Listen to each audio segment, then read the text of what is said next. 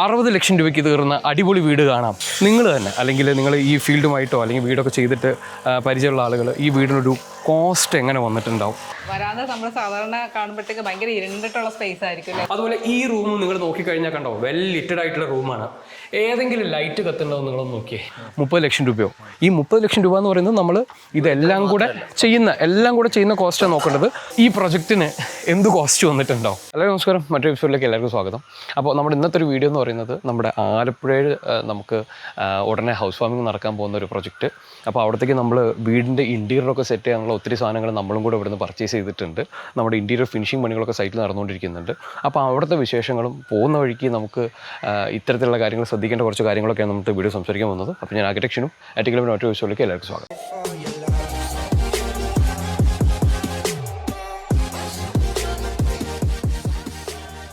അപ്പോൾ എപ്പോഴത്തേയും പോലെ നമ്മുടെ കാറ് നോക്കിക്കഴിഞ്ഞാൽ ഇതാ ഫുള്ളി ലോഡഡാണ്.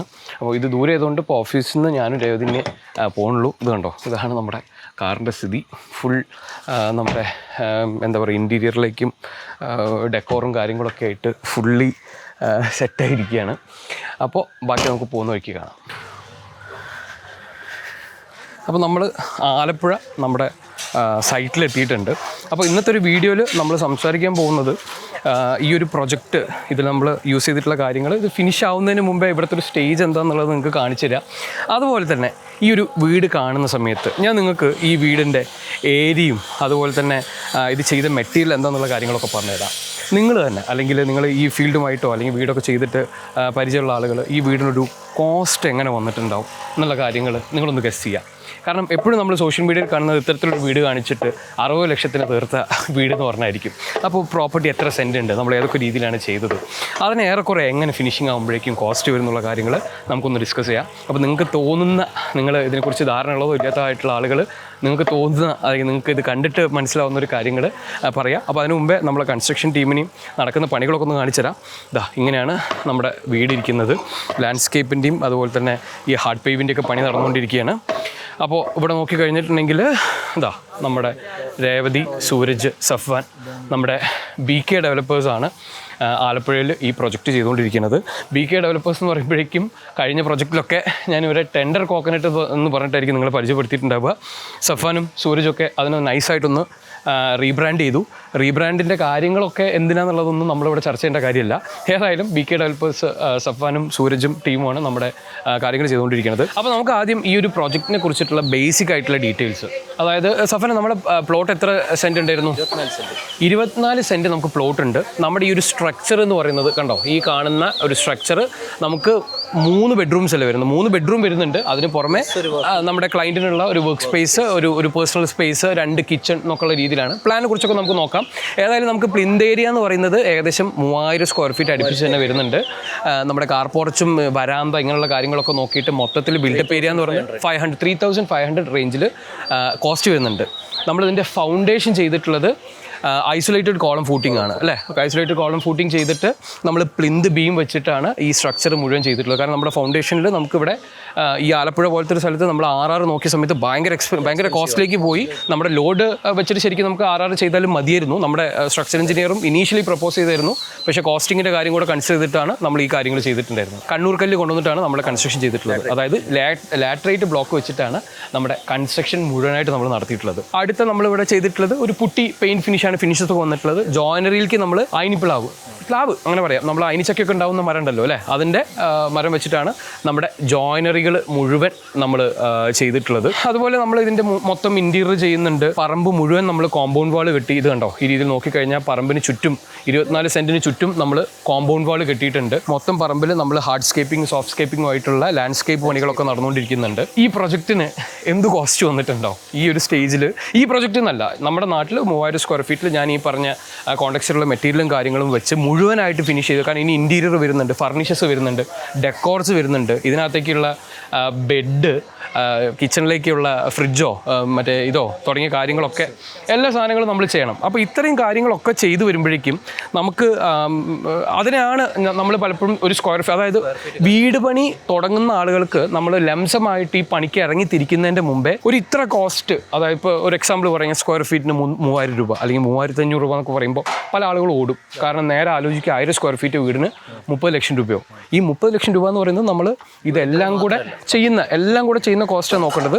അങ്ങനെ വരുമ്പോഴേക്കും ഈ വീടിന് എത്ര കോസ്റ്റ് വന്നിട്ടുണ്ടാവും എന്നുള്ളതാണ് നിങ്ങൾ ഗസ് ചെയ്യേണ്ടത്. അപ്പോൾ ഇത്രയും 3500 സ്ക്വയർ ഫീറ്റ് വീട് ഇതിൻ്റെ തമ്പനയിൽ നമ്മൾ കംപ്ലീറ്റ് ചെയ്ത് വെക്കാൻ പോണത് 60 ലക്ഷം രൂപയ്ക്ക് തീർന്ന അടിപൊളി വീട് കാണാം. 60 ലക്ഷം രൂപയ്ക്ക് ഈ വീട് തീരാൻ പോകുന്നില്ല എന്നുള്ളത് പല ആളുകൾക്കും അറിയില്ല.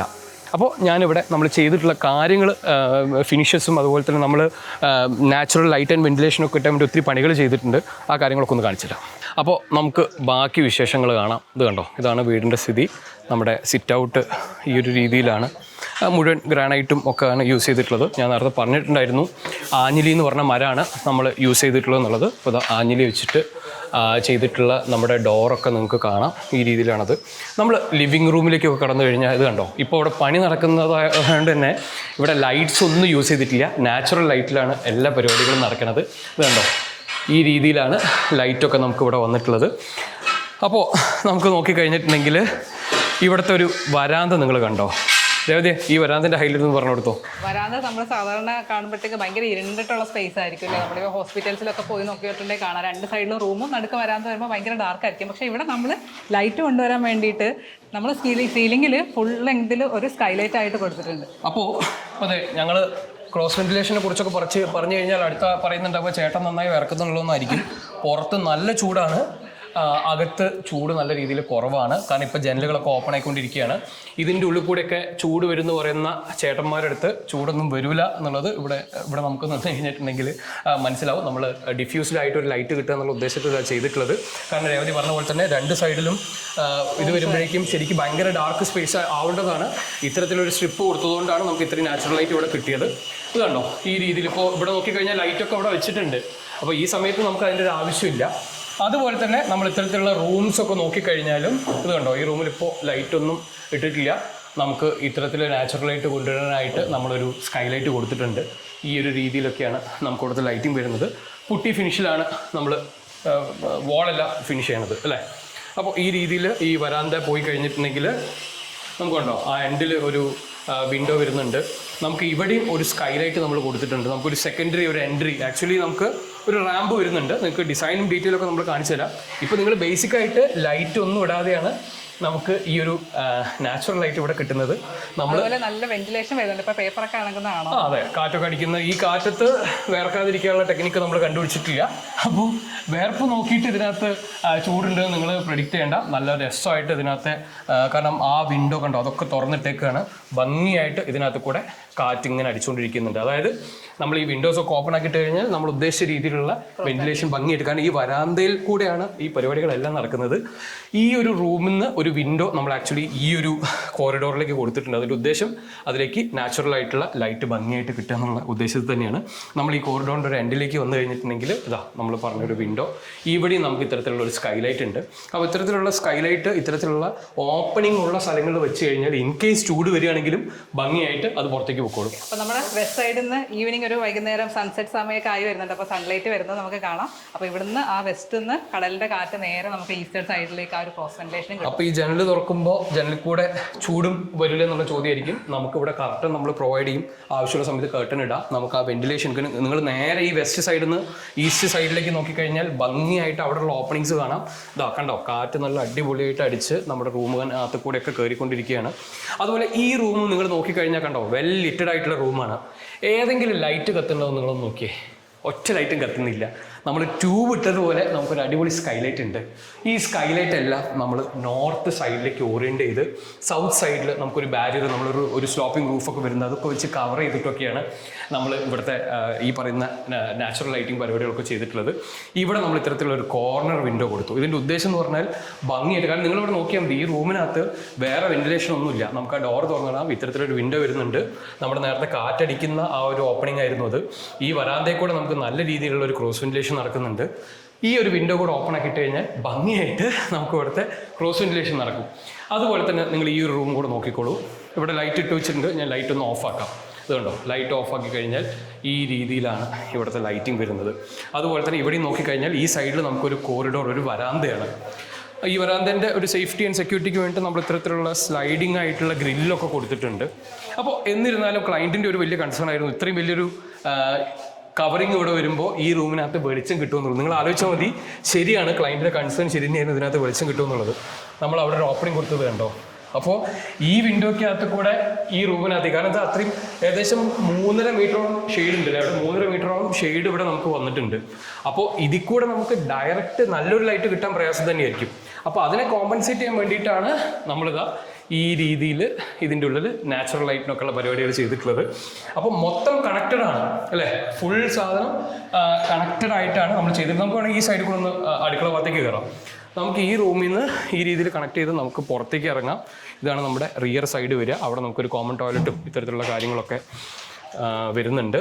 നമുക്കപ്പോൾ ഇത് ആക്ച്വലി നമ്മുടെ അടുക്കളയിൽ നിന്ന് ഇറങ്ങുന്ന ഒരു ഏരിയ പോലത്തെ ഒരു ഏരിയയാണ്. നമ്മുടെ കിച്ചൺ നോക്കിക്കഴിഞ്ഞാലും കണ്ടോ, ഈ രീതിയിൽ നമുക്ക് ഇപ്പോൾ ആർട്ടിഫിഷ്യൽ ലൈറ്റും കൂടെ ഇട്ടിട്ടുണ്ട്. ഇവരവിടെ പണിയെടുക്കുന്നുണ്ട്. അതേതായാലും അവിടെ നിൽക്കട്ടെ, കുഴപ്പമില്ല. ഇതുണ്ടോ, ഈ രീതിയിൽ ഫുൾ നമ്മൾ കൗണ്ടറിലേക്ക് ലൈറ്റൊക്കെ കിട്ടുന്ന രീതിയിൽ ഇവിടെ നമ്മൾ ഓപ്പണിംഗ് ഒക്കെ വെച്ചിട്ടുണ്ട്. അപ്പോൾ ഇങ്ങനെയാണ് ഇവിടുത്തെ ഒരു ലൈറ്റിംഗ് വരുന്നത്.